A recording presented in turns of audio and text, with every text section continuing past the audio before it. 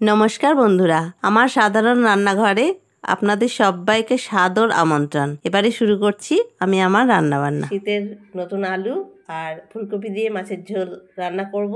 গরম ভাতে গরম গরম এই আলু ফুলকপি দিয়ে মাছের ঝোল সবারই খুব প্রিয়। কড়াইটা আমার গরম হয়ে গেছে, আমি দিয়ে দিচ্ছি সর্ষের তেল। তেল গরম হয়ে গেছে, আমি একে একে মাছগুলো সব ছেড়ে দেবো। মাছগুলো আমি ভালো করে ভেজে নেব। মাছগুলো ভাজা হয়ে গেছে, আমি তুলে নেব। জানালা দিয়ে রোদ এসেছে, শীতের রোদ, সেটা পুরো আমার রান্নাতেই এসে পড়েছে। বাকি মাছগুলো আমি একইভাবে ভেজে নেব। মাছগুলো সব ভাজা হয়ে গেছে, এবারে আমি ওই তেলের মধ্যেই আলুটাকে আগে একটু ভেজে নেব।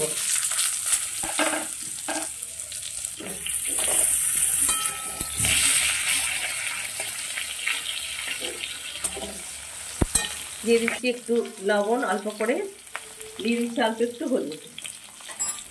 আলুটা ভাজা হয়ে গেছে, আলুগুলো আমি তুলে নিচ্ছি। এবার ওই তেলের মধ্যে আমি দিয়ে দিচ্ছি ফুলকপিগুলো।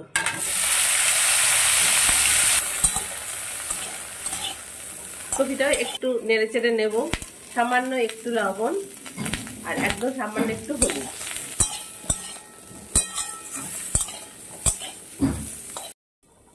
ফুলকপিটা এইরকম আমি ভেজে নিয়েছি, আলাদা করে আমি তেল দিইনি, ওই তেলেই ঢেকে একটু ভেজে নিলাম। এবার ফুলকপিটা আমি তুলে নেব। আমি কড়াইতে দিয়ে দিচ্ছি সর্ষের তেল। ফোড়নের জন্য দিয়ে দেব একটা শুকনো লঙ্কা, দিয়ে দিচ্ছি একদম সামান্য একটু পাঁচফোড়ন। পাঁচফোড়ন আর শুকনো লঙ্কাটা আমার ভাজা হয়ে গেছে, এবারে দিয়ে দিচ্ছি পেঁয়াজ।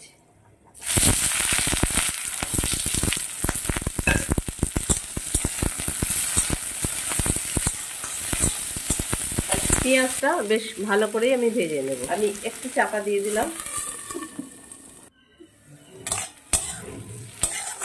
পেঁয়াজটা মোটামুটি ভালোই ভাজা হয়ে গেছে, আমি আর বেশি ভাজবো না। পেঁয়াজটা ভাজা হয়ে গেছে, আবার নরমও হয়ে গেছে।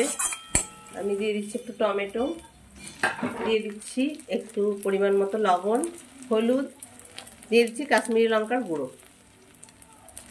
আমি আমার আন্দাজ মতো দিলাম, আপনারা আপনাদের আন্দাজ মতো দেবেন। এবার সামান্য একদম সামান্য একটু গরম জল দিয়ে আমি এটাকে ঢেকে দেব। পেঁয়াজ টমেটোটা সেদ্ধ হওয়ার মধ্যেই আমি এই জিরে, আদা আর লঙ্কাটা বেটে নেব। টমেটোগুলো সব গলে গেছে, আমি দিয়ে দিচ্ছি জিরে, আদা আর লঙ্কাটা যে বেটে নিয়েছি সেই মশলাটা আমি দিয়ে দিলাম। এই মশলাটাও আমি খুব ভালো করে কষিয়ে নেব। একটু ঢাকা দিয়ে দিলাম। মশলাটা দিয়ে তেল ছাড়ো ছাড়ো হয়েছে, আমি দিয়ে দিচ্ছি একদম সামান্য একটুখানি চিনি। আপনারা এটা দিতেও পারেন, নাও দিতে পারেন, তবে আমি একটা কথাই বলি, ঝাল, লবণ, মিষ্টি এগুলো যে যেরকম খাবেন সে সেরকমই দেবেন। এবারে আমি ভেজে রাখা কপি আর আলুগুলো দিয়ে দেব।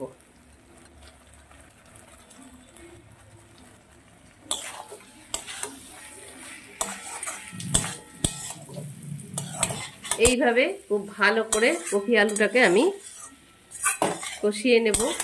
শীতের ফুলকপি দিয়ে মাছের ঝোল, এটা কিন্তু খেতে দারুণ লাগে। এইভাবে যদি মাছের ঝোলটা করে নেন তাহলে কিন্তু খেতে বেশ ভালোই লাগবে। আমি এইভাবে আরো কিছুক্ষণ আলু কপিটাকে কষিয়ে নেব। আলু কপি যেহেতু মশলার সঙ্গে কষানো যায় না, সেই জন্য আমি আগে একটু ভেজে নিয়েছিলাম। এভাবে একটু আলু কপিটা ভেজে নিলে মাছের ঝোলের স্বাদটা কিন্তু খুব ভালো হয়। সেই জন্য আমি আগে ভেজে নিয়ে রান্নাটা শুরু করলাম।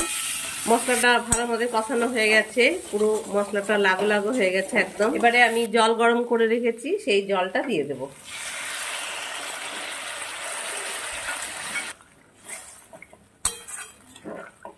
আমি আরো একটু জল দিয়ে দেব।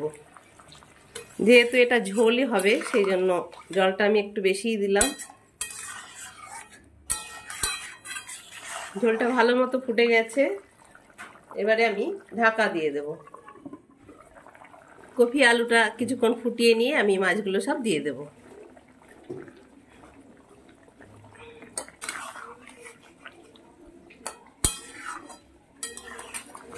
মাছগুলো দিয়েও আমি একটু ফুটিয়ে নেব ঝোলটাকে। আলু কপি এগুলো আমার সব সেদ্ধ হয়ে গেছে একদম। মাছ দিয়েও আমি বেশ খানিকক্ষণ ফুটিয়ে নিয়েছি। কাঁচা লঙ্কা আর ধনে পাতা, ধনে পাতাটা আপনারা যদি না খান দেবেন না, আমি একটু দিলাম ধনে পাতা। আর এই মাছের ঝোলে ধনে পাতা কাঁচা লঙ্কা দিলে গন্ধটা কিন্তু খুব সুন্দর হয়। আমার রান্না যদি আপনাদের ভালো লাগে তাহলে অবশ্যই জানাবেন, জানালে আমার ভালো লাগবে। ভালো থাকুন, সুস্থ থাকুন, ধন্যবাদ।